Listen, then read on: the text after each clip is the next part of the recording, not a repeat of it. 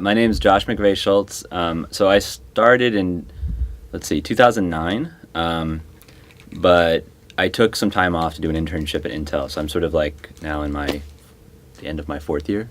IMAP was sort of set up as a way of imagining institutionally sort of moving across those lines and finding productive collaboration between the divisions. When I started out, I was very much sort of diving into the interactive media division. And so a lot of my mentors and a lot of my early experiences kind of come out of that pathway. I've been sort of exploring the theme of animism as a way of thinking about physical computing, and actually now I'm sort of shifting gears and moving more into the production division as a way of kind of creating stories around these objects that I'm building. So in particular, I was interested in the ways that Vox Pop as a format kind of invites an interviewee to imagine a remote audience. And then they ask themselves the question, well, if there is this remote audience, how do I know who they are? And so they look at the way the camera person is dressed, they look at the kind of camera they're using.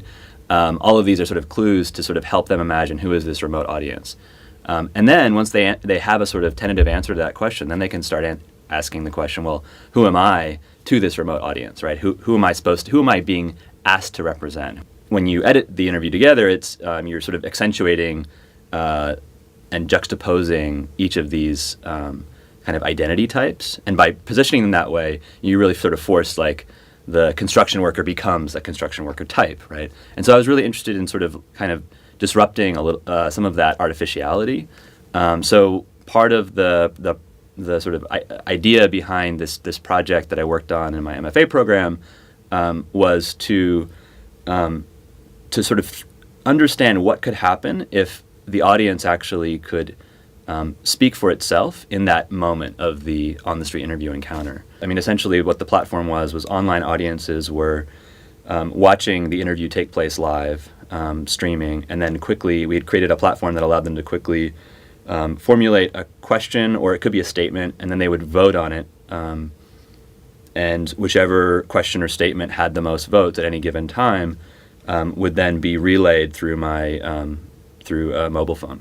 So anyway, I was interested in the ways that shifting the responsibility of question formation to a remote audience could really jostle the sort of the subject positions that we traditionally associate with an interview. I've started to think a lot about this theme of animism as a way of looking at objects that kind of have an internal life, and thinking about the ways that remote audiences can actually have agency in a physical space by controlling or modulating the behaviors of an object. One of the projects that I've been working on is a microphone that it's a sort of multiple jointed microphone, and it kind of moves a little bit like a serpent or maybe like a playful bird. And it when a speaker walks up to the podium that this microphone is perched on, the microphone sort of follows the speaker, it reacts to the speaker. If the speaker says something that is, exciting to the audience, the microphone can become more attentive. If the speaker says something that actually stirs up the audience, makes them antagonistic, the microphone can become more aggressive.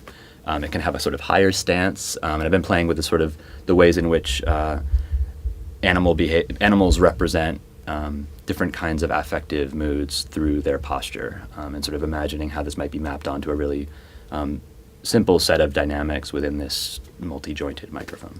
I mean, this is one of the nice things about design research as opposed to more sort of art practice-based research is I'm actually really excited by the failures. I think artists are excited by failures, but in different sorts of ways, whereas designers tend to gravitate immediately to productive failure as a sort of mode of advancing a project to the next iterative step.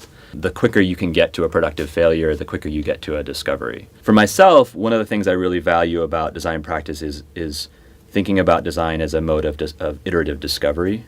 So it's less research in the sense of, you formulate a hypothesis and then sort of test it against a kind of experimental method. And instead, I'm more interested in sort of the ways that iterative design allows you to kind of discover new questions through a kind of lateral thinking and thinking through making.